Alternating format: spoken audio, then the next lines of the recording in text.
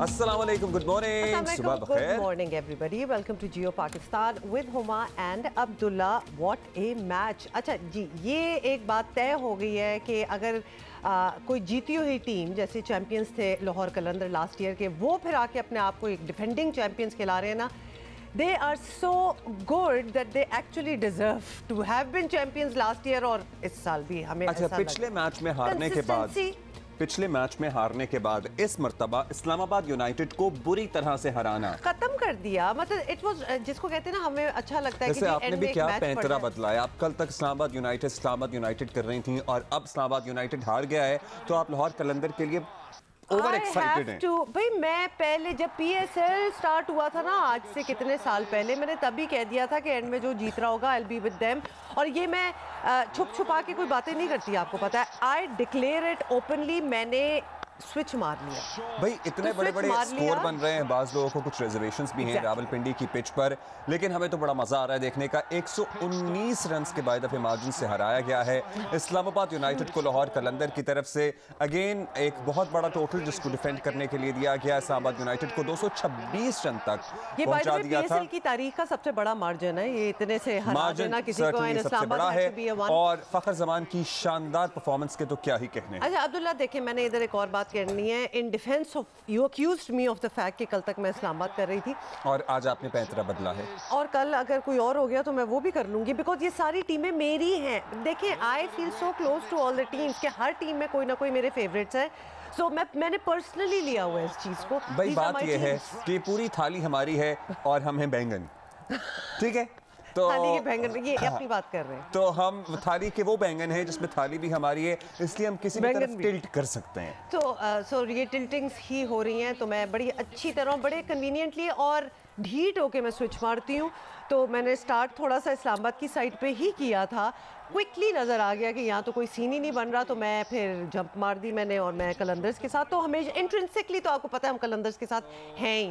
और जब ये खेल हो कि मतलब एक डिसाइसिव किस्म का कि जी we are the champions, don't mess with us, तो फिर तुम। अच्छा, टूर्नामेंट में भी आपको पता है ना, हर साल हर दफ़ा नए रिकॉर्ड्स बन रहे होते हैं। इससे पिछला मैच जो था उसमें रिकॉर्ड चेस था, और इस मरतबा ये रिकॉर्ड मार्जिन है जिससे डिफीट का सामना करना पड़ा है किसी एक टीम को। खैर, इस पे हम तफसील से बात करेंगे। अभी ज़रा हम अपनी रियलिटीज़ पर वापस आते हैं। क्यों? क्योंकि वो हकीकत है, क्योंकि वो हकीकत है। और मैं आपको ये कह रहा था कि कल हम महकमा मौसमियात वालों से बात करके हीट वेव की बात कर रहे थे, लेकिन आप यकीन मानिए कि अभी भी बहुत से इलाके ऐसे हैं जहां पर गैस जो सर्दियों में रूट कर चली गई थी वापस नहीं आई, इंक्लूडिंग माय होम। इनका घर, मैं ये जब ये रोना मेरा मोहल्ला भी स्टार्ट किया, मेरे इलाके में और बहुत सी गलियां भी। अब्दुल्ला, लास्ट टाइम आल्सो जो कीन व्यूअर्स ऑफ आवर शो हैं उनको याद होगा ये आपकी गली का कोई सिचुएशन चल रही है। पिछली बार भी आपने कॉलें कर करके मसला हल हुआ था। अच्छा, ट्रेजेडी ये है कि इस मर्तबा भी हम हर दफा ही कंप्लेन करते हैं, और हमारे मोहल्ले में बहुत अच्छे डिलिजेंट शहरी मौजूद हैं जो ऑलमोस्ट हफ्ते की बेसिस के ऊपर कंप्लेन कर रहे होते हैं। वो डिलिजेंट हैं तो उनके साथ फिर ये हो रहा है नहीं, और बगैर कोई आए वो कंप्लेन क्लोज कर देता है कि हाँ जी मसला हल हो गया। सो इस मर्तबा हमें उम्मीद ये है कि वो कंप्लेन जो हमने की हुई है वो क्लोज नहीं हो रही है। इसका मतलब है कि हम दुआ कर रहे हैं सारे अहले मोहल्ला बैठ के कि शायद कोई आ जाए और कोई हमारी गैस का मसला हल कर दे। इस तरह ये प्लेटफॉर्म यूज होता है पर्सनल गेन्स के लिए। तो अब्दुल्ला, आपकी बात पहुंच गई होगी, इंशाल्लाह आज आपकी गैस जो है वापस आ जाएगी आपकी मोहल्ले में। मेरे से नहीं होगा माशाल्लाह माशाल्लाह, किसी के कोई फायदा नहीं है यहाँ भी जू नहीं रेंगती। पर्सनली कितने लोगों से बात कर ली, मैं कहता हूँ कि हम अवाम तो रोल कर रह गए हैं। अगर इन बातों से भी कोई फर्क नहीं पड़ रहा तो फिर किन बातों से पड़ेगा? लिटरली इधर बैठे हुए बोल रहे हैं रोज, ये बेचारा मेरा भाई रोज इस बात मतलब निशानदेही कर रहा है। महीना हो गया है लेकिन no change at all। तो ऐसी ढिठाई है महकमे की तरफ से कि भाई नहीं है हमारी मर्जी, हमने आप बिल भरें हर महीने, हमने गैस नहीं देनी। ओह वेल, चलिए तो इनकी अपनी अब कहानी होगी। अगर इजाजत हो तो आप वैसे इन केस अगर आपके घर भी यही मसला है तो आप हमें @जियो पाकिस्तान टीवी पे ट्वीट करके जरूर बताइएगा जरूर। कुछ नहीं होगा, मतलब जो यहाँ बैठे हुए इसका कुछ नहीं हुआ तो आपका क्या हो जाएगा? कुछ नहीं होने वाला, बेशक नहीं। अच्छा जी, बयानात जो है वो गर्मा गर्म आ रहे हैं। मुस्लिम लीग नून ने बड़ा मुश्किल वक्त देखा, लेकिन वोटर्स ने पार्टी का साथ ना छोड़ा। मगर आज हालात मुख्तलिफ हैं। शहबाज हुकूमत के 1 साल ने नून लीग की सारी सियासी साख तबाह कर रखती है। यहाँ तक कि इत्तेहादी भी गिले शिकवे कर रहे हैं। वही इमरान खान जो हुकूमत जाने से पहले इंतहाई गैर मकबूल हो चुके थे, हुकूमत की नाकिस परफॉर्मेंस ने उन्हें मकबूलियत के हिमालय पर ला बिठाया है और हुकूमत अब इलेक्शन कराए तो फंसती है, ना कराए तो भी बसती है। मरीम नवाज अब वाज़े तौर पर पहले इंसाफ फिर इंतखाब का नारा लगा रही हैं। इलेक्शंस का बड़ा आपको शौक उतरा हुआ है, तो पहले ये भी तो पूछना चाहिए यूथ को कि ऐसे फैसले पहले ऐसे इंसान के हाथ में क्यों दिए जो नशा करके बेसुध पड़ा होता है। आज इलेक्शन हो जाए, एक असेंबली ये जीत जाए, एक असेंबली पाकिस्तान मुस्लिम लीग नून जीत जाए, तो क्या गारंटी कि ये कल फिर वो असेंबली नहीं तोड़ेगा? क्योंकि नशे की हालत में होता है, फैसला करने की कुव्वत नहीं है दिमाग में, ज़हनी बीमार है। जब मैं ये बात करती हूँ कि इस मुल्क में पहले हिसाब किताब होगा, पहले इंसाफ होगा, फिर इंतखाब होगा, तो क्या मैं गलत बात करती हूँ? और ऊपर से ये भी आपको पता है कि IMF के कहने पर अवाम का कचूमर निकल गया है, लेकिन पैसे अब तक नहीं मिले और वजीर खजाना हैं वो रोज आजकल करते रहते हैं कि बस अभी आए, नहीं आ रहे।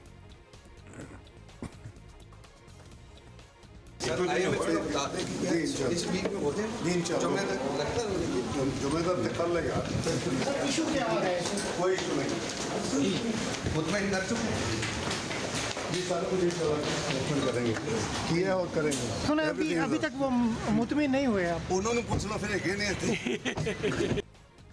हर बुराई पिछली हुकूमत के सर डालने की बात में भी अब जान नहीं रही। इलेक्शन सर पर हैं, लेकिन नवाज शरीफ की वतन वापसी की कोई खबर नहीं है। सियासत नहीं, रियासत बचाने की बात अपनी जगह ठीक भी हो, लेकिन अवाम ये बात कम ही समझ रहे हैं और आने वाले दिनों में मुस्लिम लीग नून इलेक्शन मुहिम में कोई बयानियां दे पाए तो दे पाए। फिलहाल तो नून लीग का दामन खाली है। वैसे अभी मुस्लिम लीग नून की रहनुमा मरीम नवाज साहिबा खासी, जिसे कहते हैं ना, तुंदो तेज और दबंग बयानबाजी कर रही हैं। Not just that, there is absolutely no censor. खैर, there is no censor in politics anymore. मैंने देखा है, हम नोटिस कर रहे हैं। मतलब सोचते भी नहीं और मुंह से जो चीज़ निकल रही होती है वो कह देते हैं, नॉट रियलाइजिंग कि इसका एक इम्पैक्ट होता है। You might want to just damage the other person, but एक नैरेटिव जो है वो फैला, कुछ चीज़ें बड़ी यूज्ड टू होना स्टार्ट हो जाती हैं कि अवाम आराम से इस किस्म की चीज़ें और इल्ज़ामात लगाए, तो that is a little dangerous. Talal Chaudhry साहब ने हमें ज्वाइन किया है, रहनुमा मुस्लिम लीग नून है। तलाल चौधरी साहब, इमरान खान मकबूलियत के अरूज पर है, मतलब ये तो मानना पड़ेगा, और हुकूमत के लिए नरम अल्फाज भी इस्तेमाल नहीं किए जा रहे हैं एक्चुअली। तो अवाम में अपनी साख को ऑब्वियसली आपको बचाना होगा, कुछ तो करना होगा। मईशत ठीक करते करते मुस्लिम लीग नून ने अपना सियासी कबाड़ा नहीं कर लिया आपके ख्याल में? क्योंकि रोज इस किस्म की चीजें जो हैं वो हमें नजर आ रही हैं, कुछ बेहतर नहीं हुआ। बिस्मिल्लाहिर्रहमानिर्रहीम। ये इमरान खान की मकबूलियत अरूज पे नहीं है, पाकिस्तान जो है उसकी बदकिस्मती अरूज पे है कि इमरान खान जैसे आदमी को मुसल्लत किया गया, और वो पाकिस्तान जो हंसता बसता था, वो पाकिस्तान जो कि तरक्की करता हुआ था, वो पाकिस्तान जिसकी स्टॉक एक्सचेंज बेहतरीन थी, जहां रुपया तकड़ा था, जहां पूरी दुनिया कह रही थी कि पाकिस्तान टेक ऑफ कर रहा है, जहां गरीब 2 वक्त की रोटी खाता था, उस पाकिस्तान पर जब इमरान खान मुसल्लत किया तो फिर बदकिस्मती का आगाज हुआ इस पाकिस्तान का। नवाज शरीफ को हटाते हटाते इस पाकिस्तान का जो हशर किया गया, गरीब की रोटी से लेके पाकिस्तान की इज्जत तक नहीं बची। सो ये जो कहते हैं बड़ी मेरी मकबूलियत है, ये मकबूलियत इनकी कुछ सहारों की वजह से थी। जब इनके पास सहारे ना हो तो फिर ये लीडर रहते ही नहीं, गीदड़ हो जाते हैं, असलियत पर उतर आते हैं। सो ये जो मकबूलियत थी ये भी मसनूई थी, ये पैदा की गई थी, ये एक खास किस्म का माहौल बनाया गया था। लाडले के लिए एक ऐसा माहौल बनाया गया, लोगों को नाअहल किया गया, कैद किया गया, गिरफ्तार किया गया, मुकदमे बनाए गए और लाडले के लिए एक माहौल बना के उसे मकबूल जाहिर किया गया। ये सब कुछ मसनूई था, वो सब कुछ आहिस्ता आहिस्ता खत्म होता जा रहा है। मकबूलियत जो है वो हमने एक दफा नहीं 3 दफा अल्हम्दुलिल्लाह साबित की है पाकिस्तान में, और ये कोई मुस्लिम लीग नून के लिए ये कोई नया इम्तिहान नहीं है। पाकिस्तान के लोगों ने हमेशा नून लीग पे एतबार किया है। अच्छा, अब जॉय साहब, अब इलेक्शन तो होने ही है, जल्द हों या बदेर हों, मुस्लिम लीग नून हर सियासी जमात की तरह इलेक्शन जीतने की नीयत से ही सर्टली मैदान में उतरेगी। अब इसके लिए कोई नया बयानिया तो चाहिए आपको, परफॉर्मेंस तो ऐसी है नहीं फिलहाल। क्या बयानिया या क्या नारा लेकर आप उतरेंगे, कुछ सोचा है आप लोगों ने? देखिए, बिल्कुल मरियम नवाज साहिबा ने जो बयानिया दिया है वो बड़ा क्लियर है कि महंगाई की वजह क्या है। महंगाई की वजह IMF का मुआहदा है। IMF का मुआहदा किसने किया? इमरान खान ने। इससे पहले भी एक मुआहदा हुआ था, मियां नवाज शरीफ ने किया 2013 से 18 के दरमियान। 2013 के 18 के जो IMF का मुआहदा नवाज शरीफ ने किया, जब दिल में दर्द हो तो मुआहदे इस तरह के भी हो जाते हैं जिसमें ना घी बढ़ा, ना चीनी बढ़ी, ना आटा बढ़ा, ना बिजली बढ़ी, ना गैस बढ़ी, ना पेट्रोल बढ़ा। और एक मुआहदा इमरान खान ने किया अपने इक्तदार की खातर, अपनी नलायकी की वजह से हर चीज उसमें बढ़ाने का वादा कर लिया। आटा, घी, चीनी और उसमें बिजली, गैस, हर चीज। और पाकिस्तान के हाथ और पांव बांध दिए। पाकिस्तान की हुकूमत के नहीं, पाकिस्तान के हाथ और पांव बांध लिए। मुआहदे की तकमील ना करें तो डिफॉल्ट करते हैं, तकमील करें तो महंगाई होती है। तो बड़ा बयानिया बड़ा वाजे है। और उसके बाद दूसरा बयानिया कि कौम को लीडर चाहिए, गीदड़ नहीं चाहिए। लीडर और गीदड़ में फर्क जानकर जिए।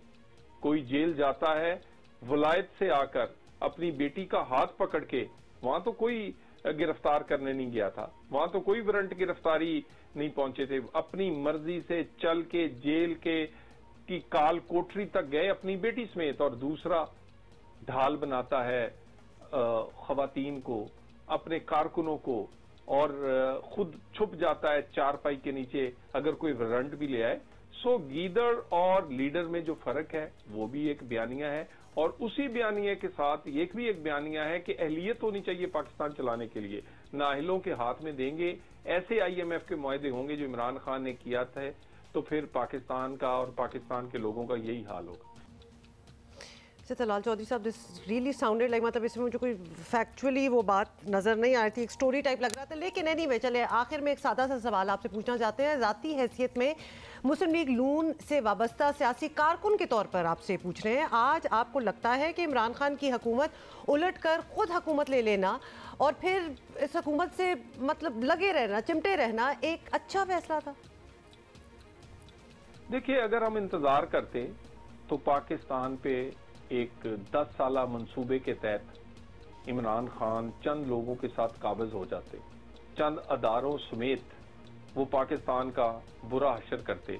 जिस आदमी ने 4 साल में इस पाकिस्तान, जो कि हंसता बसता पाकिस्तान था, जो कि तरक्की करता हुआ पाकिस्तान का, उसे डिफॉल्ट तक पहुंचा दिया, वो अगर 10 साल रहता तो इसका क्या हशर करता।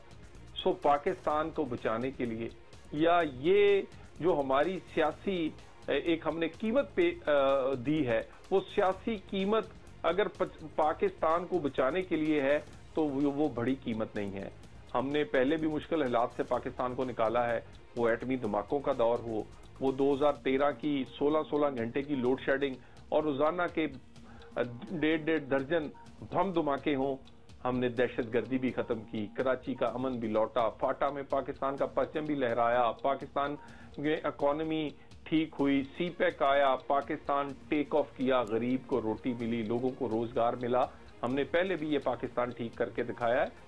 हमें नवाज शरीफ की टीम में ये अहलियत है कि वो मुश्किल हालात में से अगर कोई निकाल सकता है तो पाकिस्तान को वो नवाज शरीफ की टीम है, हम निकाल के दिखाएंगे इंशाल्लाह ताला। चलें जी, बहुत शुक्रिया आपका रहनुमा मुस्लिम लीग नून तलाल चौधरी। अभी हकीकत है कि Nawaz Sharif with all due respect Abdullah, कौन से पाकिस्तान की ये बात कर रहे थे? मतलब कौन सा ये हंसता बसता है? एक सेकंड, इतनी पुरानी बात नहीं है, पहले बड़ा हंसता बसता पाकिस्तान होता था, तब भी बड़े इश्यूज थे और बड़े सीरियस इश्यूज थे। तो लिहाजा इतना आप इसको एक्सट्रीम्स पे ना लेके जाएं कि परफेक्ट होता था और अब इधर हो गया। और दूसरा, डिफॉल्ट में आपका भी नाम आएगा, ये इस हुकूमत का भी नाम आएगा। अगर इतना ही डिफॉल्ट हो रहा था तो उसको करने देते जो वो कर रहे थे।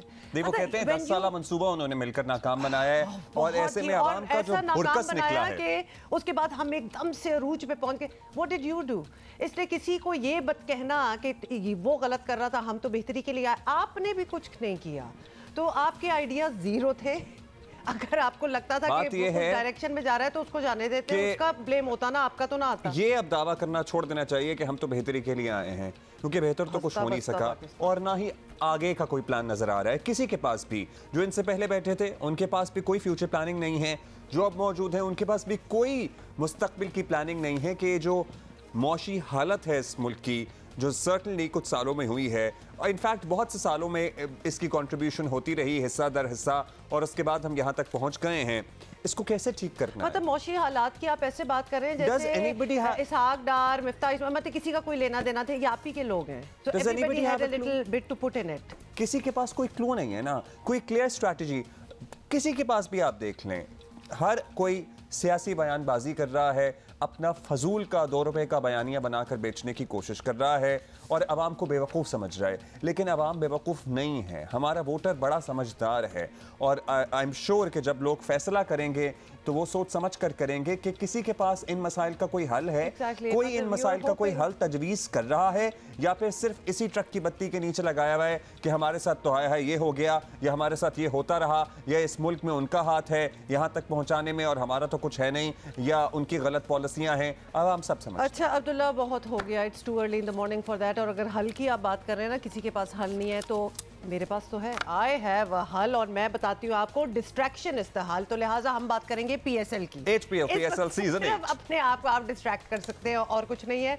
तो जी कल का हमने आपको थोड़ा सा बताया है कि क्या हुआ था, आज का भी बताएंगे। HPL PSL 8 में लाहौर कलंदर्स ने इस्लामाबाद यूनाइटेड को PSL की तारीख के सबसे बड़े मार्जिन यानी 119 रन से शिकस्त देकर लीग में कितने पॉइंट्स हो गए? 14 पॉइंट्स हो चुके हैं, द टॉप। मतलब इसके तो नज़दीक भी कोई नहीं है।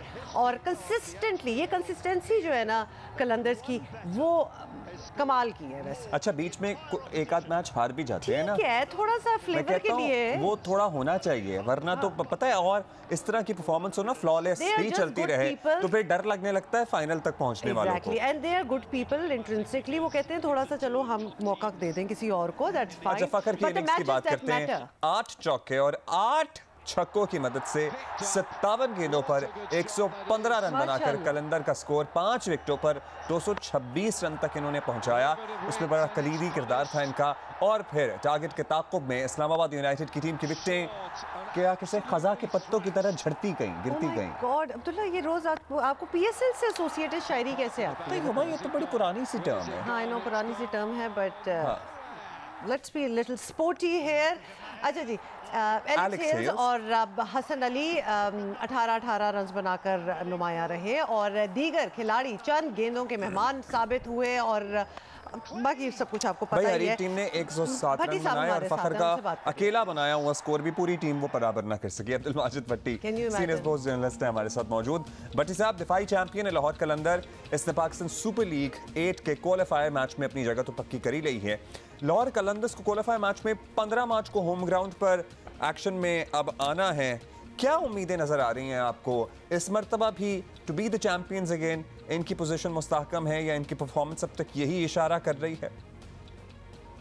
जी अब्दुल्ला, जिस तरह की लाहौर कलंदर्स की परफॉर्मेंस है, मेरा नहीं ख्याल कोई टीम उसके करीब भी आ सकती है। इस्लामाबाद यूनाइटेड वो टीम इस टूर्नामेंट में नजर आ रही थी कि जिसके बारे में लोग कह रहे थे कि शायद इस बार ट्रॉफी इस्लामाबाद यूनाइटेड ही उठाएगी।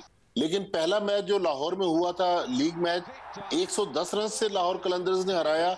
कल रात यहाँ पिंडी में 119 रन के रिकॉर्ड मार्जिन से इस्लामाबाद यूनाइटेड को शिकस्त हुई। तो लग रहा है कि वो एक हमारे यहाँ कमर्शियल चला करता था जिसकी एक लाइन थी कि कोई मुकाबिल नहीं दूर तक बल्कि बहुत दूर तक।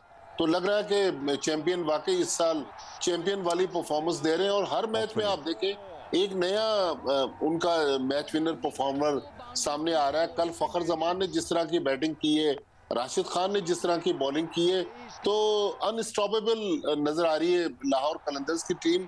और लाहौर कलंदर्स के लिए अब आसानियां इसलिए हैं कि आज उन्होंने लाहौर जाना है और अब आखिरी ग्रुप मैच कराची किंग्स के खिलाफ भी लाहौर में है, कजाफी स्टेडियम में, और प्ले ऑफ और फाइनल भी लाहौर में है।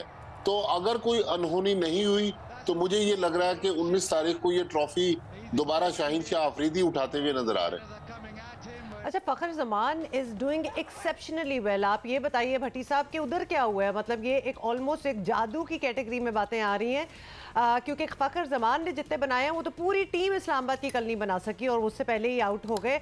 अब number 2 batsman after Rizwan of course, इनका नाम जो है, क्या मोटिवेशन होगी इनकी पीछे? बिकॉज अब हम उस लेवल पे आ गए हैं, इतने मैचेस 26 मेरे ख्याल 26 मैचेस हो चुके हैं PSL के। तो अब हम इंडिविजुअल परफॉर्मेंस जो है despite you know whichever team they belong to, उसको जरा असेस करें। देखिए, नो डाउट फखर जमान जिस मैच में परफॉर्म करते हैं या जिस टूर्नामेंट में परफॉर्म करते हैं, लाहौर कलंदर्स वहां पर या तो चैंपियन बनती है या वो मैच जीती है। कल भी जब मैच शुरू हुआ, 1 रन पर उनका आसिफ अली ने कैच ड्रॉप किया, उसके बाद फिर उन्होंने पलट के नहीं देखा। फिर एक और चांस निकला, 70 रन पर एक और कैच ड्रॉप हुआ, फिर 80 रन पर उनके खिलाफ अंपायर ने आउट दे दिया। वो चल पड़े, बल्कि मैं देख रहा था स्टेडियम में, वो बाउंड्री लाइन पर पहुंच के रिव्यू जब लिया गया, फिर वो नॉट आउट हुए, वापस आए और 115 रन बनाए। तो आप देखें कि कामरान गुलाम को कल मौका दिया, कामरान गुलाम ने भी रन कर दिए। अगर ऊपर से बैटिंग उनकी जल्दी आउट हो जाती है, डेविड वीजे नीचे से रन कर देते हैं, राशिद खान रन कर देते हैं, मेरा ख्याल एक कंप्लीट पैकेज है लाहौर कलंदर्स की टीम। अच्छा भट्टी साहब, आपसे ये बात करनी है हमने कि बाज़ लोगों को ज़रा तहफ़्फ़ुज़ात हैं कि पिंडी की पिच पर बहुत ज़्यादा रन बन रहे हैं। अब आप ज़रा टेक्निकल मामलात समझते हैं, क्या ये एतराज़ात जायज़ हैं, इसमें वज़न है? लोग कह रहे हैं कि जो हमारा क्वालिटी ऑफ लीग है वो इससे मुतासर हो रहा है, क्योंकि IPL की तर्ज के इतने बड़े बड़े टोटल ये बन रहे हैं। हमारी यहाँ बड़ी कंपेटिटिव क्रिकेट होती थी, it's not good for us. बिल्कुल, मैं तो अग्री नहीं करती इस बात से। जो बना रहे हैं तो उनको आप क्वेश्चन किया जाए क्यों बना रहे हैं। जी भट्टी साहब। नहीं अब्दुल्ला, देखें, अगर एक टीम 240 बनाती है तो 240 पर 240 चेज भी हो रहे हैं। कल अगर एक टीम ने 200 रन बनाए तो दूसरी टीम 119 रन के मार्जिन से आ रही, तो इसका मतलब है मौके तो सबके लिए हैं, लेकिन वो प्लेयर्स की क्वालिटी, वो क्वालिटी ऑफ क्रिकेट जो है, जो टीमें अच्छी क्रिकेट खेल रही हैं वो टीमें जीत रही हैं। आप देखें ना, इस PSL की जो सबसे बड़ी खूबसूरती है कि आखिरी 4 लीग मैच रह गए, लेकिन अभी तक 2 प्लेऑफ की टीमों का फैसला नहीं हुआ। आज रात अगर पेशावर ज़ल्मी या मुल्तान सुल्तान में से जो टीम मैच जीती है वो प्लेऑफ में चली जाएगी। फिर सैटरडे को कल कोयटा ग्लैडिएटर्स भी अभी इस रन में है, तो इसका मतलब है कि लीग की क्वालिटी और पिचेस का मयार मेरे ख्याल में फखर की बात कर रही थी हुमा, लेकिन हुमा ने एक फहरिस्त निकाली हुई है कि टॉप 5 बॉलरों में लाहौर के 3 हैं। मैं कल दोस्तों से बात कर रही थी और सोशल मीडिया पे भी एक है, कहते हैं भाई जिनके पास ये टॉप 3 बॉलर्स हों, मतलब हम राशिद बात कर लें जो कि बाय द वे इस वक्त नंबर 2 पे है, शाहीन शाह अफरीदी नंबर 3 पे, हारिस रऊफ 5, जिनके पास ये होंगे तो उन्होंने तो जीतना ही जीतना है, फिर तो ये डील क्लोज्ड है। तो आप भी इसी तरह समझेंगे कि कलंदर्स की चॉइस ऑफ प्लेयर्स में ये जो बॉलर्स की इन्होंने अटैक लिया हुआ है, nobody really stands a chance in front of them. देखिए, बिल्कुल आपने शाहीन का नाम लिया, हारिस का नाम लिया, राशिद का नाम लिया। इस टीम में डेविड वीजे भी आउट कर रहे हैं। इस टीम में आप देखें कि वो नौजवान जमान खान भी आउट कर रहे हैं। तो लाहौर कलंदर्स ने पहले 3-4 साल जितने झटके खाए हैं, ये सारे देखें उनकी कलंदर्स की जो प्लेयर्स डेवलपमेंट प्रोग्राम में ज्यादातर प्लेयर जो पाकिस्तानी प्लेयर हैं उसी की प्रोडक्ट है। पहले 4 साल इस टीम ने काफी लोगों को मायूस भी किया। लोग कहने लगे कि यार क्या लाहौरी जो बहुत अब मायूस हो गए इस टीम से, लेकिन अब ये टीम जिस तरह विनिंग ट्रैक पर चली है, मुझे शायद लोग कहें कि इन्होंने बहुत ज्यादा बड़ी बात कर दी। वेस्ट इंडीज की टीम माजी में जिस तरह हम देखते थे कि वर्ल्ड क्रिकेट पे राज करती थी, आज PSL में भट्टी साहब, मुझे लग रहा है आप भी जरा जबरदस्त ट्रैक पर हैं और इस ट्रैक के आखिर में कहीं iPhone 14 Pro Max में आपका इंतजार कर रहा हूं। मैंने कहा है राना आतिफ से कि भाई हमें भी एक तो मिलना चाहिए। क्या बात की आपने भट्टी साहब, बहुत अच्छी बात है, हम आपके साथ। इस लाहौर कलंदर नामा के बाद तो कोई बनता ही है, बदनाम हो जाएंगे, दूसरी बार ये बात हो रही है। अच्छा, मुझे लास्टली बता दें आज के मैच में कौन फेवरेट है, कंसिडरिंग पिछला मैच लाहौर कलंदर हारा था पेशावर ज़ल्मी से। देखिए अब्दुल्ला, अब किसी टीम के पास गलती की गुंजाइश नहीं है। मुझे लग रहा है कि मुल्तान सुल्तान जिस तरह गिरती गिराती अब मुश्किल में आ गई है, तो पेशावर ज़ल्मी जो है वो पिछला मैच जरूर हारी है, लेकिन पेशावर ज़ल्मी मुझे आज बेहतर पोजीशन में नजर आ रही है। मुल्तान सुल्तान का लग रहा है कि माजी में भी हुआ है कि जीते जीते एकदम से ट्रैक से उतर जाती है, लेकिन पेशावर ज़ल्मी जो है वो थोड़ी सी ऑन पेपर थोड़ी बॉलिंग उनकी वीक है, लेकिन उनकी बैटिंग इतनी स्ट्रांग है कि मुझे लग रहा है कि मुल्तान सुल्तान को काफी टफ चैलेंज मिलने वाला। चलें जी, बहुत शुक्रिया आपका अब्दुल माजिद भट्टी साहब। अब आप अपना फोन देखिएगा कि आपको कोई मैसेज आता है या नहीं आता। देखिए, कलंदर्स की कंट्रीब्यूशन टू क्रिकेट भी बहुत ही अजीम किस्म की है। ये प्लेयर्स डेवलपमेंट प्रोग्राम की भट्टी साहब ने दोबारा से जो याद दिलाया है, क्या 14?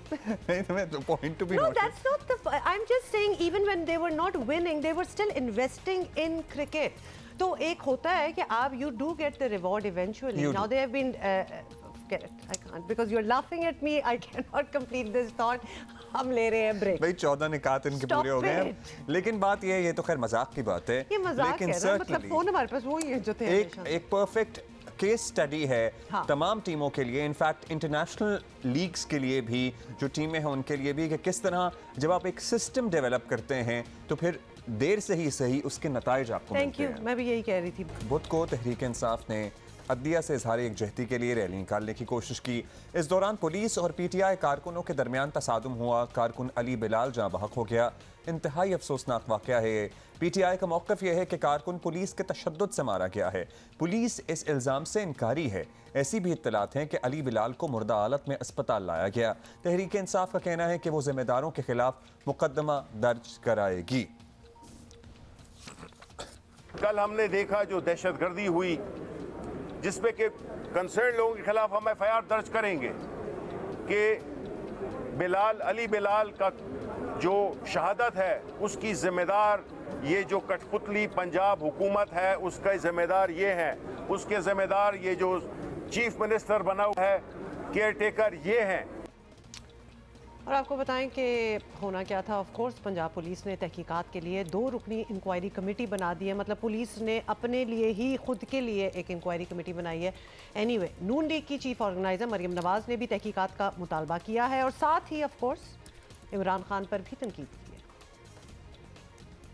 कल जो बच्चा, जो कौम का नौजवान एक हलाक हुआ है, मैंने आज अभी कहा है कि उसकी इन्वेस्टिगेशन होनी चाहिए, लेकिन क्या इस बात का जवाब यंगस्टर्स को नहीं मांगना चाहिए? कौन सी दुनिया की ऐसी कैंपेन है या कौन सी दुनिया की ऐसी तहरीक है जिसमें लीडर छुप के घर में बैठा हो और यंगस्टर्स को और पाकिस्तान की यूथ को डंडे खाने के लिए आगे कर दिया? और फिर वो जो कल पीटीआई का कारकुन हलाक हुआ, कल मेरा दिल खून के आंसू रोया जब मैंने रात को वो तस्वीर देखी। नौजवानों में आपसे मुखातिब हूँ, वो तस्वीर देखी जब उस नौजवान के बाप को, वालिद को, उम्र रसीदा वालिद को ज़मान पाक बुलाया अफसोस करने के लिए। वो साइड पे इस तरह बैठा हुआ था जैसा वो इनका कोई पेड मुलाजिम होता है। वो उसका बच्चा हलाक हुआ है, उसका बच्चा जान से गया है और उसको बड़ा और टांग पे टांग रखी हुई थी, जूते का मुंह उस बुजुर्ग की तरफ। मैंने किसी भी सियासी कारकुन की इससे बड़ी तजलील नहीं देखी। सर्टनली इस वाक़े की तहकीकात होनी चाहिए, क्योंकि इस सिलसिले में मुतअद्दिद वीडियो सोशल मीडिया पर सर्कुलेट कर रही हैं। कुछ एक्सपोज हुई हैं जो 25 मई की हैं या इससे पहले के वाक़े की हैं। कुछ बताया जा रहा है कि इसी वाक़े के वक्त से पहले की हैं जब इसको गिरफ्तार करके लेके जाया जा रहा है। फिर सीसीटीवी फुटेजेस भी सामने आ गई हैं, लेकिन ये गुत्थी सुलझ क्यों नहीं रही? अहमद फराज हमारे साथी हमारे साथ मौजूद हैं। कि पुलिस का भी ये कहना है कि उनके 13 जो मेंबर्स हैं वो भी बहुत बुरी तरह जख्मी हुए हैं। सारे ज़ाहिर है एक हंगामा हो रहा था। अच्छा अहमद, अब मुझे ये बताइए, सबसे पहले तो ये अली बिलाल के बारे में बताइए। Was he a differently abled person? ये भी कहीं मैंने पढ़ा था। एक तो इसकी तहकीक कुछ कर सकें आप तो हमें बताइए। दूसरा ये कि कोई सिरा मिला, वीडियोस हैं, सब कुछ है, को बता नहीं रहा कि क्या हुआ।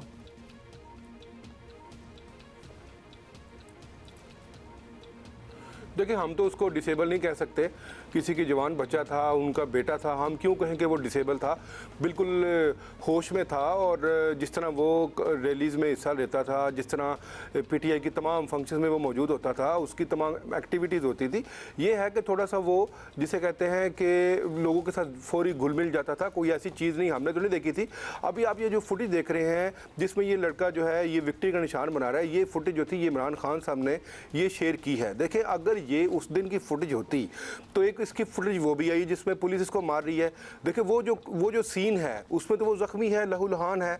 अगर उसमें वो लहूलुहान है तो उसके बाद ऑब्वियसली वो फिर जेल वैन में ही बैठे ना, तो फिर जेल वैन में इस तरह तो उसका होना नहीं चाहिए था, इतना उसकी सही हालत नहीं होनी चाहिए थी। जेल वैन में वो जख्मी हालत में होता है। लिहाजा ये बात कन्फर्म है कि ये जो फुटेज है ये पुरानी है।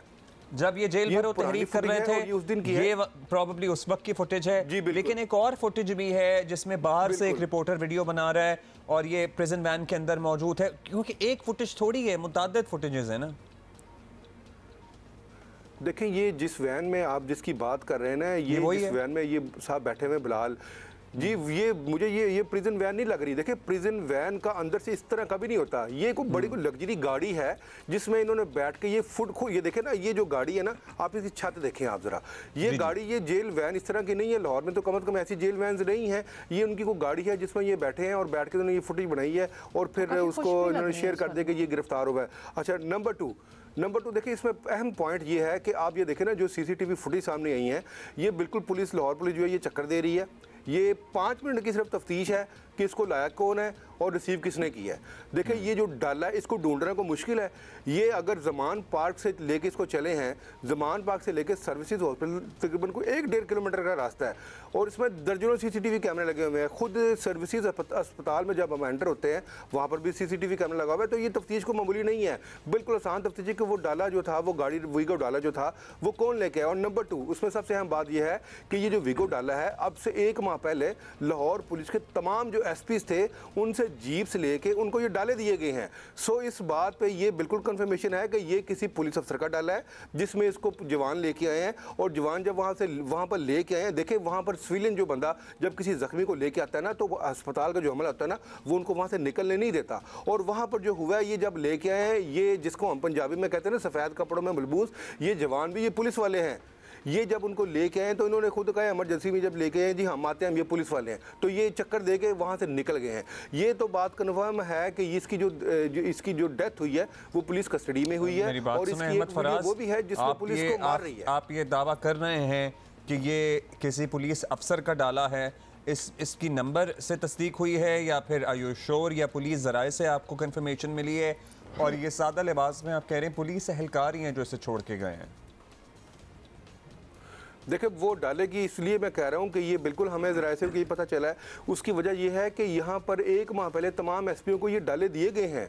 ये डाला ही इसको लेके आया है और डाले में से उसको उतारा है। जब उसके बाद फिर ईदी के जो वहाँ पे जवान थे उन्होंने उसको रिसीव किया है। वो उसको जब अंदर एमरजेंसी में लेके गए हैं तो एमरजेंसी में वो फिर वो उसकी रिसीव डेड हुआ है और रिसीव डेड जब हुआ है ये वहाँ से निकल गए हैं। और अब पुलिस की जानिब से ये कहा जा रहा है कि ये तहकीकाती कमेटी कब कुछ हक़ाइक़ बताएगी?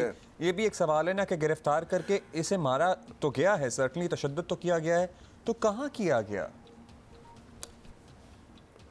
देखिए तशद्दुद वहीं पे हुआ है। हो सकता है कि देखिए इसका जो पोस्टमार्टम रिपोर्ट आई है उसमें भी यही लिखा है कि इसकी जो मौत है वो सर पर गहरी चोट लगने से हुई है।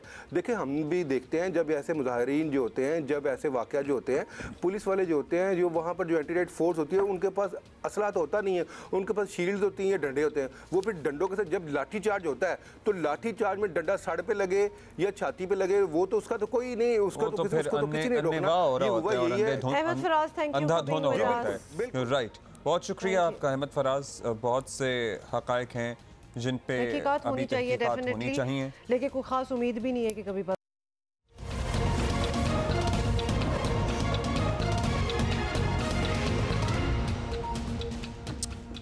वेलकम बैक जी। पाकिस्तान और अफगानिस्तान के दरमियान 3 T20 मैचेस की सीरीज का स्केड्यूल जो है वो बाहमी रजामंदी के बाद थोड़ा सा इसमें ऊपर नीचे किया गया है।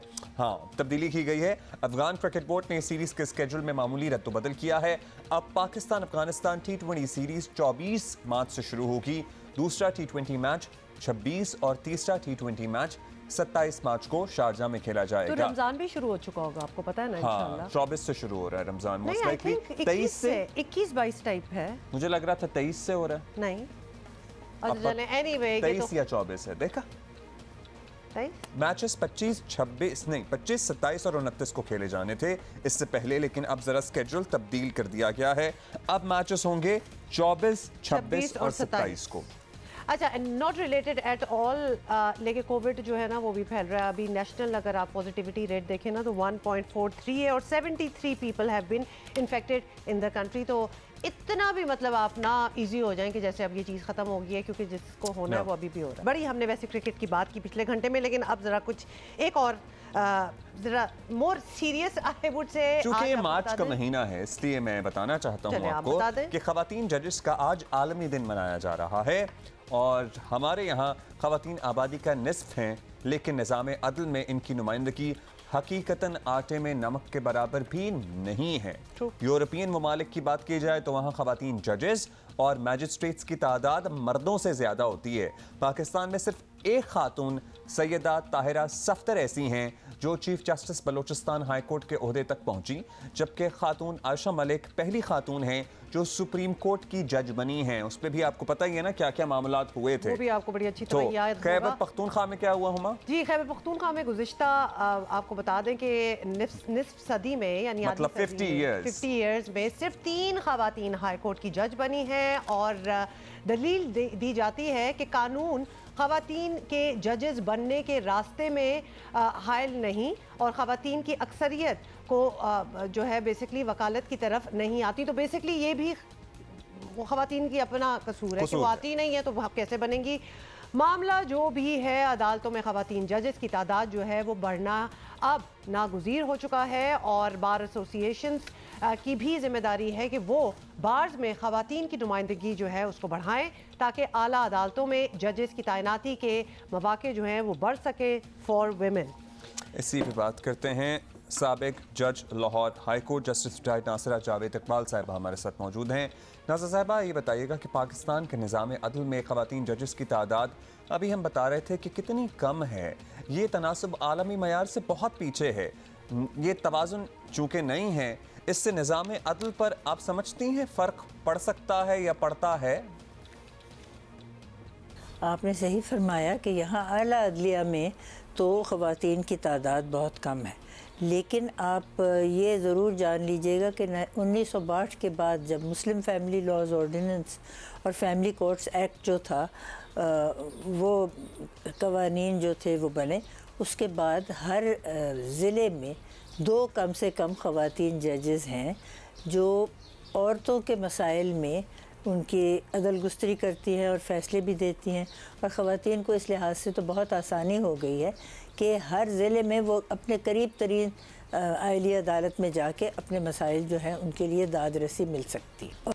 अच्छा, ये ज़रूर बताइएगा कि पाकिस्तान में हर सतह की अदालतों में ख़वातीन जजेस की तादाद कम है और हमें नज़र आती है। इसकी वजह आपको क्या लगती है? ख़वातीन का इस तरफ रुझान नहीं है या रुकावटें इतनी होती हैं कि इस पोजीशन तक वो पहुंचना मुश्किल है? क्या चीज़ आइडेंटिफाई करेंगी आप? ख़वातीन की जज बनने की जो पहले थी ना सूरत हाल, वो ये थी कि हमेशा मर्दों ने कानून और वकालत और अदालत को अपनी इजारादारी में रखा। और 1970 से पहले तो यहाँ खातून को लॉ की डिग्री भी नहीं मिलती थी, लेकिन ये कोई अजीब बात नहीं है। मैं हार्वर्ड गई हूँ 1986 में, तो मुझे पता लगा कि हार्वर्ड में कोई उस्ताद नहीं थी कानून के शोबे में जो हो औरत, और वहाँ पे भी औरतों को दाखिला जाके कहीं 1970 की दिहाई में ही मिलना शुरू हुआ कानून के शोबे में। जून बेडर गिन्सबर्ग बहुत मशहूर अमेरिकन जस्टिस थी उनकी अदालत की, उसको भी कोलंबिया जाके डिग्री लेनी पड़ी क्योंकि हार्वर्ड में रहते थे वो लोग और उसको वहाँ पे दाखिला नहीं मिला, ना उसको किसी वकालत की फर्म में जगह मिलती थी। लेकिन अब तब्दीली आ गई है, 3 वहाँ पे जज रह चुकी है ख़वातीन। हमारे भी यहाँ आपने देखा है कि पहली दफ़ा एक खातून जज आयशा मलिक जो है वो हमारे सुप्रीम कोर्ट में इस वक्त मौजूद हैं।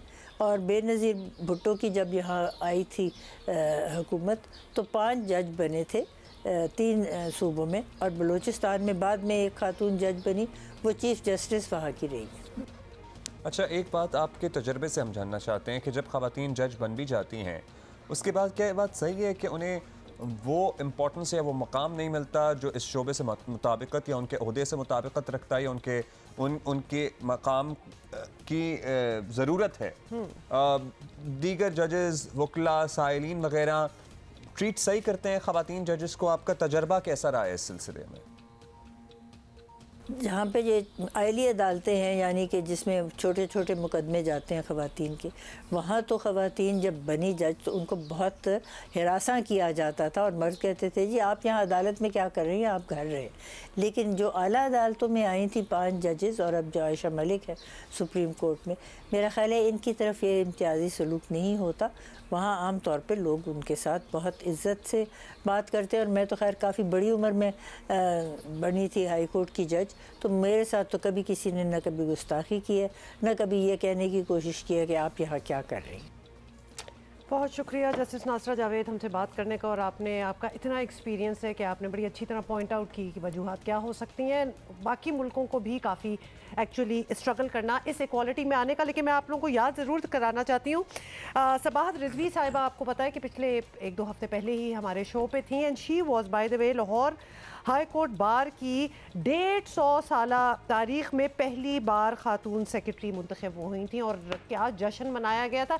इवन उनके मेल कंटेम्प्रेरीज इतने खुश थे, because it's really 1 in a million kind of situation. कोई 150 साल लग गए, बिल्कुल 150 साल लग गए, लेकिन होपफुली हमें हमेशा यही हमारी ख्वाहिश भी होती है, उम्मीद होती है कि जब खवातीन फाइनली आ ही जाएंगी इस रोल में, बेशक कितने भी साल लग गए हो, तो वो दरवाजे खुल जाएंगे। हाँ, और अगली औरत को 150 साल नहीं लगेंगे, फिर दूसरी औरत को इस मकाम तक होना नहीं चाहिए। तो इर्द गिर्द के भी जो सारे उनके कॉलीग्स हैं इस बात को एक्सेप्ट करें और इनकरेज करें।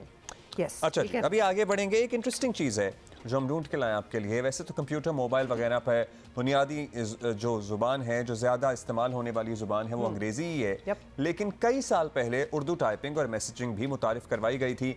उर्दू ज़ुबान का मोबाइल और कंप्यूटर पर इस्तेमाल वैसे अब काफ़ी आम हो चुका है, बहुत सारे लोग इसकी रिप्लाई भी कर रहे होते हैं। और अच्छा, हमें लगता था कि हमारी फ्रेटर्निटी यानी कि सहाफ़त से एसोसिएटेड जो लोग हैं ना, वो उर्दू में बातचीत, कॉन्वर्सेशन का बहुत ज़्यादा इस्तेमाल करते हैं, उर्दू टाइपिंग बहुत करते हैं। लेकिन अब मेरे वो दोस्त जिनका कोई ताल्लुक नहीं है, वो भी उर्दू टाइपिंग में हमें जवाब या सवाल कर रहे होते हैं। जब आपके फोन में या जो भी आपका गैजेट है उसमें अब आ गई है वो स्क्रिप्ट, तो then it's relatively easy to do. अच्छा, However, लेकिन हुरूफ तहज्जी के फ़र्क की वजह से आपको पता है उर्दू टाइपिंग अंग्रेजी जितनी तेज़ और आसान नहीं है। True.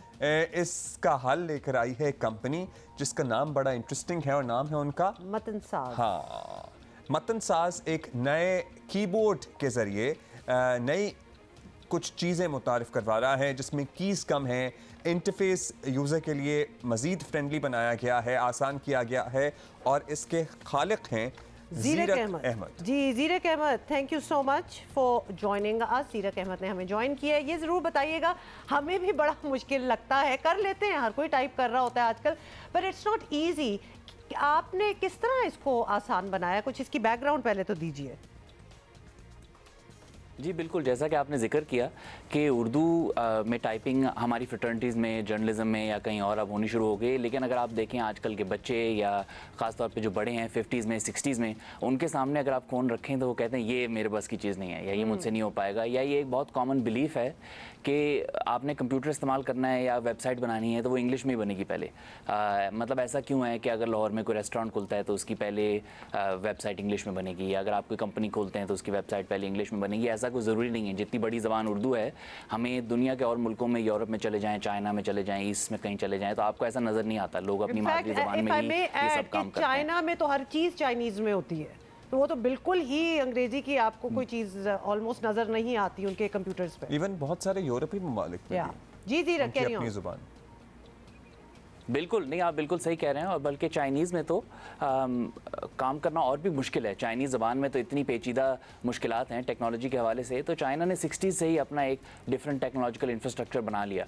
हम उर्दू में ये काम नहीं कर पाए, लेकिन अब ऐसी कोई वजह नहीं कि उर्दू जैसी बड़ी ज़बान के लिए इतनी मुश्किलात पैदा हों। तो हमने ये सोचा कि अब क्या आसानियाँ पेश कर सकते हैं कि अब जो हमारे ख़ित्ते में बहुत सारे लोग पहली दफ़ा इंटरनेट इस्तेमाल करेंगे स्मार्टफोन्स के ज़रिए, वो आखिरकार कैसे कीबोर्ड, किस कीबोर्ड पर जाएंगे। हमारा मौजूदा कीबोर्ड जो है वो अंग्रेज़ी कीबोर्ड की नज़र पे बनाया गया है, पाकिस्तान में जो राइज है। यानी अगर आप देखें तो QWERTY कीबोर्ड में जो हर्फ हैं, तो Q के ऊपर काफ लगा दिया, W के ऊपर वाव लगा दिया, P के ऊपर पे लगा दिया। तो उसमें ये एक हमने अंडरस्टैंडिंग मिला दी बिल्कुल कि आपको उर्दू टाइपिंग सीखने के लिए भी अंग्रेज़ी टाइपिंग पहले सीखनी पड़ेगी। तो हमारे खत्ते में जो सारे लोग हैं जो अंग्रेज़ी भी नहीं बोलते और अंग्रेज़ी में कभी टाइपिंग नहीं करेंगे, क्या वो उर्दू में टाइपिंग नहीं कर पाएंगे? तो उन लोगों का सोच के एक नया कीबोर्ड तख्लीक दिया, और उसमें ये सोचा कि अरबी रस्मुल ख़त यानी अरबिक स्क्रिप्ट में नेटिवली ऐसी क्या चीज़ें हैं जिनको हम देख सकते हैं। तो हमने देखा जैसे अरबी रस्मुल ख़त में बहुत लेटर्स इनका शेप सेम होता है, स्वाद ज़्वाद का शेप सेम है, बे पे ते का शेप सेम है। तो हम इसको इस्तेमाल कर सकते हैं स्मार्टफोन के दौर में, और हम कीबोर्ड को जो 39 हर्फ हैं उर्दू में, उससे 21 हर्फ तक ला सकते हैं। और 21 बटन जो बड़े हो जाते हैं उनको समझना आसान, उनको दबाना आसान, और उसकी वजह से कीबोर्ड को पहली दफ़ा समझना और इसमें टाइपिंग करना और उर्दू लिखना, वो बैरियर हम कम कर देते हैं लोगों के लिए। और हम उम्मीद कर रहे हैं कि बच्चों के लिए जो पहली दफ़ा इंटरनेट इस्तेमाल करेंगे, या बड़े जो उर्दू बोलते हैं लेकिन उनके लिए कंप्यूटर इस्तेमाल करना मुश्किल है, उनके लिए एक दरवाज़ा खुल जाए कि वो उर्दू में अब लिख सकें और अच्छा, हमारी जो रेगुलर ऐप्स हैं जैसे व्हाट्सएप पे मैसेज हम टाइप कर रहे हैं, ज़ीरक, अगर हम व्हाट्सएप पे मैसेज टाइप कर रहे हैं या कोई ट्वीट कर रहे हैं या फेसबुक पे अपना स्टेटस लगा रहे हैं, ये जो आपका मतन साज कीबोर्ड है, ये हम अभी अपने फ़ोन पे तो एक वो दुनिया का सा बटन दबाते हैं और अब हमारी लैंग्वेज चेंज हो जाती है। मतलब इसको डाउनलोड करना होगा, how do we get access to? हाँ, ये एक्सेस इतना ही आसान होगा कि हमारे व्हाट्सएप में भी इस्तेमाल हो सकेगा, हर जगह इस्तेमाल होगा ये।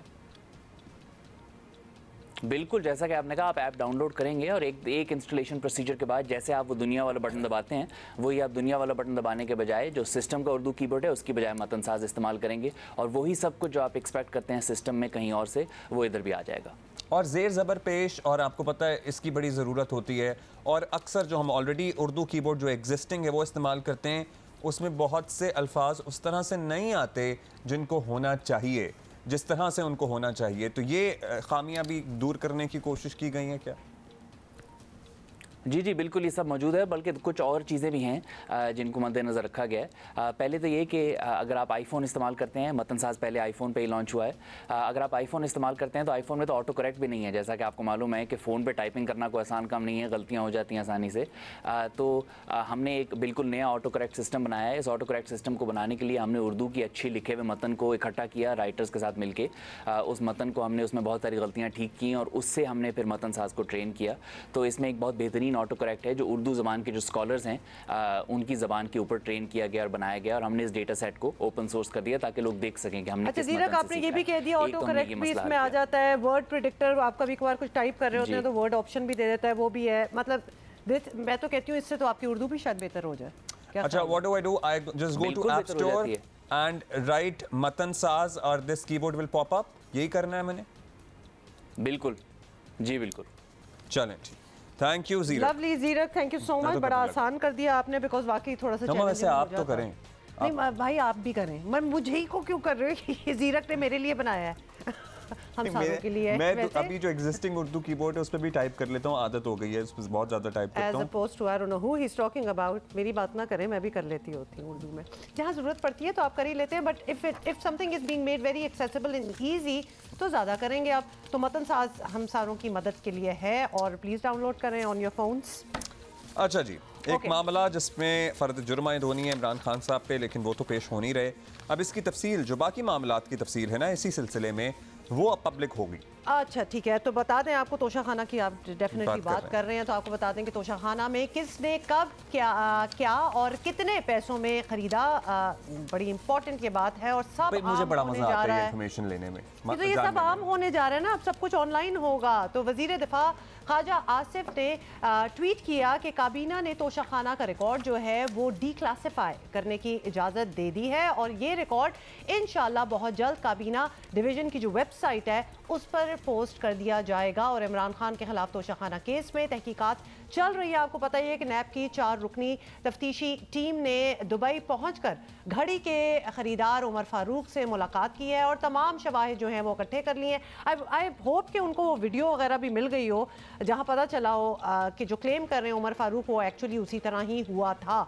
इमरान खान का दावा रहा है तोशा खाना मज़ाहिया केस है, लेकिन इसके बावजूद अदालत पेश नहीं होते। मतलब इतना ही मज़ाहिया तो जाके वैसे मज़ाहिया तो नहीं है, कम से कम ये केस मज़ाहिया नहीं है, तो हाँ करके ख़त्म कर देना इस चीज़ को, लेकिन नहीं, वो इसको सीरियसली भी नहीं कर रहे। अपनी अगली दरखास्त जमानत में हाँ लिखें और कहें देखा हाउ फनी इज इट, और प्लीज मुझे जाने दें। अच्छा जी, नहीं but seriously Islamabad high court Imran Khan को इसी केस में पीर को सेशन अदालत में पेश होने का वाज़े हुक्म दे चुकी है और इमरान खान तोशा खाना का रिकॉर्ड जो है वो पब्लिक करने का मुतालबा करते रहे हैं और अब ये रिकॉर्ड जो है वो फाइनली हो ही रहा है पब्लिक, बिल्कुल पब्लिक हो जाएगा। अच्छा जी, इस मामले पे बड़ा काम किया हमारे एक साथी हैं रोज़नामा दी न्यूज़ के, तोशा खाना मामलात से मुताल्लिक इनकी बड़ी तहकीक रही है, कासिम अब्बासी। बहुत शुक्रिया कासिम।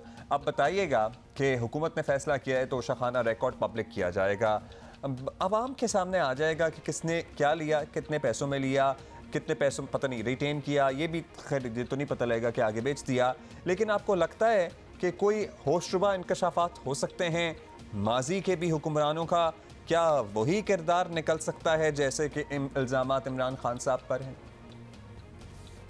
देखिए बिल्कुल ऐसा ही है। हुकूमत ने जो अभी है माजी में बिल्कुल अभी रिसेंटली ऐलान किया है कि वो तोशाखाना का जितना भी रिकॉर्ड है, माजी में जितने भी हुक्मरानों को जो तोहफे मिलते रहे हैं, उनकी सारी डिटेल जो है वो पब्लिक करेंगे और वो किस रेट पे लिए गए वो पब्लिक करेंगे। जहाँ तक देखें कोई इंकशाफ की बात है, जो बड़ा कोई हैरान कुन इंकशाफ आ जाए, तो माजी में बिल्कुल ऐसा बिल्कुल हुआ है जिस तरह हमने इस दफ़ा खान साहब के तोशाखाना के का मामला देखा है। माजी में भी बिल्कुल ऐसी ही चीज़ें होती रही हैं।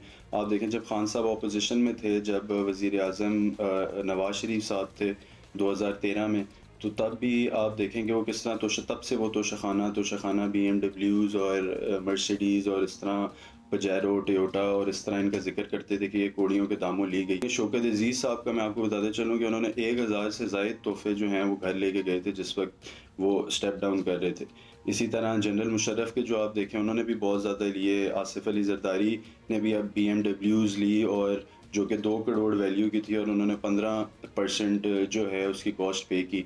इसी तरह नवाज शरीफ साहब जो हैं उन्होंने भी बहुत तोहफे लिए अपने जब वो उनका जब दौर आया, और उन्होंने भी बड़ा मिनिमल अमाउंट पैसों के दिए और 15% तक दिए और वो घर लेके गए। इधर डिफरेंस सिर्फ खान साहब वाले मतलब जो ये वाला इशू है, इसमें डिफरेंस सिर्फ ये है कि इन्होंने तोहफे एक तो लिए और उनको आगे मतलब सेल कर दिए बस। तो वो जाहिर सी बात है, मतलब इसमें एक एथिकल एक वो आती है बस चीज़। बाकी तोहफे तो पहले के हुक्मरानों ने भी लिए और इन्होंने भी लिए। तो बेसिकली कासिम और अब्दुल्ला, चूँकि आपको बड़ा शेर व शायरी का शौक़ है, तो इस हमाम में सारे ही बेसिकली कासिम ये बताएं कि अभी जो प्रेजेंट हुकूमत की अगर बात करें तो उनका एक ये ऐलान भी था कि वो तोशाखाना से मुतालिक नई पॉलिसी जो है वो बनाएंगे। क्या रिपोर्ट्स हैं उस बारे में? कुछ पॉलिसी बनी? कहाँ तक बात पहुँची? जी देखिए बिल्कुल ऐसा ही है। जब शहबाज शरीफ साहब की हुकूमत आई थी तो काबीना ने जो है एक ऐलान किया था, और ये मैंने ही ख़बर ब्रेक की थी कि उन्होंने कहा था कि हम एक न्यू पॉलिसी लेके आ रहे हैं तोशाखाना से रिलेटेड, जिसमें सारी चीज़ें जो हैं ट्रांसपेरेंट होंगी और सब चीज़ें जो हैं पब्लिक होंगी कि वो कितने की ली गई, कितने की फ़रोख्त हुई और मतलब कितने की रिटेन हुई, उसकी वैल्यू क्या थी और इस तरह की सारी इन्फॉर्मेशन। तो ये यही है बिल्कुल, ये इसी पे अमल हो रहा है आई गेस कि ये जो अभी सारा हुकूमत ने एकदम से कहा है कि ये पब्लिक हम करेंगे और सारी डिटेल जो है आवाम के सामने लेके आएंगे। तो ये आई गेस इसी का रद्द अमल है, उसी वही पॉलिसी थी जो अब जाके इम्प्लीमेंट हो रही है। अच्छा, हुकूमत तो अब जब वादे पूरे करेगी तब देखेंगे क्या निकलता है, लेकिन इस वक्त जो सामने आ चुका है इमरान खान का साहब वाला जो केस है, अब घड़ी वाला मामला इशू तो है, जो कुछ अब तक ऑन टेबल है, जो सबूत हैं, जो हक़ाइक़ हैं, आपको लगता है कि खान साहब की बचत हो सकती है इस मामले में? सारे ही बच गए हैं तो ये भी। जी देखिए, ये घड़ी वाला जो एक मैटर है ये तो क्योंकि बड़ा प्रोमिनेंट है ना तोशाखाना के उस सारे केस के अंदर के घड़ी का, क्योंकि ये बड़ी नोटोरियस, आपको पता है, वॉच है, हर कोई इसके बारे में बात करता है। लेकिन ये मैं आपको बताता चलूँ कि घड़ी का सिर्फ नहीं, ये जो पूरा तोशाखाना का केस है ना जो खान साहब का है, जिसमें वो भी इन्वॉल्व हैं, जिसमें बुशरा बीबी भी इन्वॉल्व हैं, और मतलब इस तरह सारे जितने भी तोहफे हैं, इसमें सिर्फ एक घड़ी नहीं है, बाकी सब जो जितने भी 140 या 150 के करीब गालिबन तोहफे हैं जो कि मतलब इस तरह रिकॉर्ड में हैं, उन सब पर एक तोशाखाना केस है, आपको पता है। और ये इसलिए बहुत ख़तरनाक है, और ये मैं इसको कहूँगा बिल्कुल खान साहब के लिए सबसे ख़तरनाक जो इस वक्त केस है वो तोशाखाना का केस ही है, क्योंकि आपको पता है कि इलेक्शन कमीशन ने जो है इस पर फैसला जो है दे दिया था, और वो इनके ख़िलाफ़ आया था खान साहब के, जिस पर आपको पता है कि PTI आगे कोर्ट पे भी गई थी और उन्होंने चैलेंज भी किया था इसको, लेकिन उसमें भी PTI को जो है नाकामी का वो सामना हुआ था। तो अब ये आपको पता है कि आगे ये सेशन इस्लामाबाद सेशन कोर्ट जो है उस पर सेशन जज जो हैं उनके आगे ये मामला जो है रख दिया गया है। और इसी केस में आपको मैं बताता चलूँ, अभी आप देख रहे हैं कि खान साहब जो है इस केस में जो है वो पेशी नहीं दे रहे, क्योंकि उनको पता है कि इसमें उनके नॉन अवेलेबल अरेस्ट वारंट्स जो हैं वो भी इन्होंने इशू किए हुए हैं, और कोर्ट में जो है क्रिमिनल प्रोसीडिंग्स जो हैं हो रही हैं इनके ख़िलाफ़ इसी केस में। तो बिल्कुल ऐसा ही है, खान साहब को जो है ये तोशाखाना का जो पूरा मैटर है ये मेरा ख्याल से हॉन्ट करेगा, और इसका जो है इसकी कोई ना कोई सज़ा ऐसी होगी जो कि बड़ी होगी खान साहब के लिए ऑब्वियसली। तो basically thank you so much by the way Kasim Abbasi for speaking with us. तो वो ये इतना हाहा टाइप सीन नहीं है, वो घड़ी आन पड़ी है, मुश्किल है, और इसीलिए शायद वो पेश भी नहीं हो रहे। How long can you avoid though, मतलब you will have to face the music. Let's see how long. मतलब आप मतलब पीर तो आई गई है, let's see how long. We have an update for you regarding the dollar. हाँ, तो ये तो जिम्मेदारी आपने मेरे पे ही छोड़ी हुई है। हमेशा की तरह इंटरबैंक में डॉलर 2 रुपए और 80 पैसे सस्ता होकर 279 रुपए और 50 पैसे का हो गया है। अब जितनी देर में मैं 279 आपको बता रहा होता हूँ ना, मैं फिगर आउट कर रहा होता हूँ कि इसको ये अभी दोबारा से ऊपर नीचे हो जाए, मतलब लिटरली ये हमारे शो के दौरान क्यों करते हैं? 279 आप ये वो कर रहे हैं। हाँ, वैसे ये 79 वाला फिगर काफी आ रहा है, तो लिख लेना कहीं कोने में, टेबल पे ही लिख लें। देखिए 79-89 पे फंसता हूँ मैं बस। Okay, moving on to whomever it may concern, to वो डॉलर वाली खबर थी, लेकिन मूविंग ऑन आपको बताएं कि पाकिस्तान की आबादी का बड़ा हिस्सा जो है वो देहात में है और हमारी दही आबादी जो है अब तक तालीम समेत दीगर बुनियादी ज़रूरियात से महरूम है। हुकूमत का फ़र्ज़ है कि वो अपने तमाम शहरियों को तालीम एटलीस्ट अगर हम बात कर लें तो उसके मौक़े जो है फराहम करे, और इस मकसद के लिए वज़ारत IT ने एक मुनफरद प्रोग्राम यूनिवर्सल सर्विस फ़ंड के ज़रिए शुरू किया है। और प्लान ये है कि जिस गाँव में तालीम की सहूलियात मुयस्सर नहीं, वहाँ ऑनलाइन एजुकेशन मुतारफ़ कराई जाए। और इसी तरह ऑनलाइन एजुकेशन की भी बात हो रही है और मेडिकल सर्विसेज की बात हो रही है, तो इसी तरह फौरी तिब्बी सहूलियात के लिए ई-हेल्थ का इंतज़ाम भी है, वो किया जाए। और इस्लामाबाद के करीब एक गांव है जिसको एज अ मॉडल लिया गया, गोकीना नाम है गांव का। I like the name by the वे। और इसको स्मार्ट विलेज करार देकर इस नई टेक्नोलॉजी पर लाया गया है। तो इसके बारे में हाउ डज इट वर्क, इसी बारे में हम जानते हैं। बिल्कुल जी, यूनिवर्सल सर्विस फंड के CEO ने हमें ज्वाइन किया, हारिस महमूद साहब, all the way from Islamabad. Haris साहब, thank you so much for taking out the time. Detail दीजिए, बताइए कि ये जो एक मॉडल विलेज आप लोगों ने तैयार किया है, क्या नई सर्विसेज हैं इधर जो कि हम बाकी किसी विलेज से एक्सपेक्ट नहीं कर सकते? Thank you for having me over जी। यूनिवर्सल सर्विस फंड जो है मिनिस्ट्री ऑफ IT की एक ऑर्गेनाइजेशन है, और हम लोगों ने ITU, हुआवे और डिफरेंट ऑपरेटर्स के साथ मिलके एक स्मार्ट विलेज का कॉन्सेप्ट कंसीव किया। और गोकीना जो कि इस्लामाबाद से 25 किलोमीटर दूर एक विलेज है, वहाँ पे हमने एक पायलट प्रोजेक्ट और इसको एक बेसिकली एक मॉडल विलेज का कॉन्सेप्ट दिया, और वहाँ से आगे लेके चलने का, इसको स्केल अप करने के लिए वहाँ से हमने स्टार्ट किया है। बेसिकली हमारी होल ऑफ गवर्नमेंट अप्रोच है, उसके अंदर बेसिकली जहाँ जहाँ वहाँ पे स्कूल और कॉलेजेस और हॉस्पिटल्स बहुत ईजीली एक्सेसिबल नहीं है, वहाँ पे हमने ई-एजुकेशन और ई-हेल्थ की फैसिलिटी अपने डिफरेंट पार्टनर्स के साथ वहाँ स्टार्ट की है। क्योंकि जैसे आपको पता है कि हमारी बहुत ज़्यादा पॉपुलेशन जो है रूरल रिमोट एरियाज़ में रहती है, और बहुत ज़्यादा स्कूल, कॉलेज और हॉस्पिटल जो हैं वो एक्सेसिबल भी नहीं होते, और बहुत ज़्यादा उनमें गुंजाइश भी नहीं होती कि हर किसी को वहाँ पे सर्विसेज दी जा सके। और स्पेशली जब हम ई-हेल्थ की बात करते हैं तो डेटा और स्टैट्स बड़ी क्लियरली बताते हैं कि 70% लोग हैं जो कि सिर्फ consultation through either tele health या किसी फ़ोन कंसल्टेशन से उनका प्रॉब्लम रिजॉल्व हो जाता है, और 30% किस्म के लोग पेशेंट्स होते हैं जिनको क्रिटिकल या इमरजेंसी की ज़रूरत होती है। तो हमने कहा कि सोचा कि बहुत ज़्यादा प्रेशर गवर्नमेंट हॉस्पिटल्स पे आ जाता है, बहुत ज़्यादा इन्फ्लक्स लोगों का आ जाता है, तो क्यों ना ऐसे पेशेंट्स को टेली हेल्थ और ई-हेल्थ के थ्रू ट्रीट किया जाए, ताकि जो क्रिटिकल पेशेंट हैं उन पे ज़्यादा कॉन्सनट्रेशन और फोकस हो सके डॉक्टर्स का वहाँ पे, और उनकी ज़िंदगियाँ बचाई जा सकें। यही कॉन्सेप्ट हमने गोकीना में किया इन टर्म्स ऑफ ई-हेल्थ में, और हमारे साथ सेहत कहानी ने पार्टनरशिप किया। और आपको बड़ी खुशी होगी कि पिछले कोई 40 दिन में जब से हमने इस प्रोग्राम का बेसिकली एक पायलट स्टार्ट किया, तकरीबन 150 लोगों ने वहाँ पे अपनी कंसल्टेशन किया। उनमें से तकरीबन, जिस तरह मैंने बताया, 70% से ज़्यादा की वहीं पे प्रॉब्लम रिजॉल्व होगी, और उनमें से 90% फीमेल्स थी। नहीं तो ये लोग अपने स्मार्टफोन के जरिए रब्ता करते हैं आपके इन पार्टनर्स से, जैसे कि सेहत कहानी है, और आपने तालीम की जो प्रॉब्लम है उसको किस तरह एड्रेस किया है? और ये प्री एग्जिस्टिंग मॉडल्स थे, जैसे Sehat Kahani has been on our show as well, so we know how they work.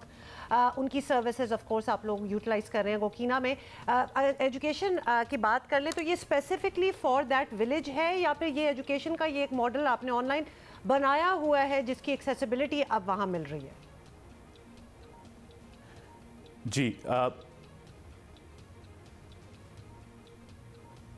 जी, जो सेहत कहानी का मॉडल वो उस विलेज के लिए वही है, वो अपने स्मार्टफोन के थ्रू या इवन फ़ोन कॉल करके भी कंसल्टेशन जो है वो ले सकते हैं। अगर आप किसी के पास स्मार्टफोन नहीं है तो सिंपल फ़ोन कॉल करके भी अपनी कंसल्टेशन वहाँ से ले सकते हैं या उनके उधर क्लिनिक जा सकते हैं। So don't have to go all the way to a major hospital या किसी चीज़ के लिए। जो आपने एजुकेशन की बात की कि वहाँ पे एक पब्लिक स्कूल बना हुआ जिसको यूनिवर्सल सर्विस फंड ने ही IT लैब वगैरह बना के दी थी और वहाँ पे बेसिक एजुकेशन हो रही थी। तो हमने बेसिकली वहाँ पे रियलाइज़ किया कि ग्रेड 7 के बाद जितनी भी बच्चे हैं उनको कोई साइंस की या स्टेम की एजुकेशन नहीं दी जा सकती क्योंकि वहाँ पे टीचर्स अवेलेबल नहीं है।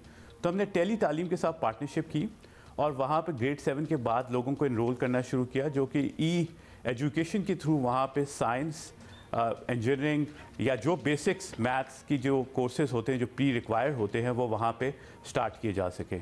और पिछले यही मैंने आपको बताया कि इसमें 20-25 दिनों में ओवर 100 गर्ल्स ने वहाँ पे एनरोल किया।